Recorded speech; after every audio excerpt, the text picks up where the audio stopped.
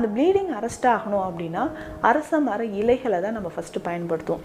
அரச மர இலைகளோட நம்ம வில்வ இலைகள் இது இரண்டையுமே சம அளவு எடுத்து வச்சுக்கணும். இந்த இலைகளை நல்லா கஷாயமாக போடணும்.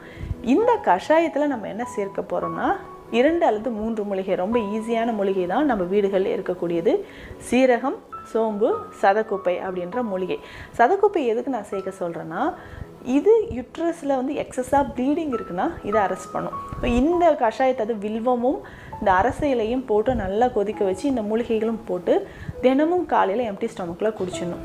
அதுக்கப்புறம் ரொம்ப ரொம்ப முக்கியமாக பார்த்தோம்னா டெய்லி காலையில் நீராகாரம் குடிக்கணும். இந்த நீராகாரத்தில் நம்ம தரக்கூடிய மருந்துகள், அதாவது மலைவேம்பு தைலத்தை சேர்த்து குடிக்கணும். இந்த மலைவேம்பு தைலத்துக்கு இருக்கக்கூடிய பெஸ்ட்டு ஆக்ஷன் என்னென்னா, அதிகமான கசப்பு இருக்கிறதுனால யுட்ரஸில் இருக்கக்கூடிய அந்த ஃபைப்ராய்ட், ஸோ அந்த கட்டிகள் எல்லாமே நேச்சுரலாகவே சுருங்க ஆரம்பிக்கும்.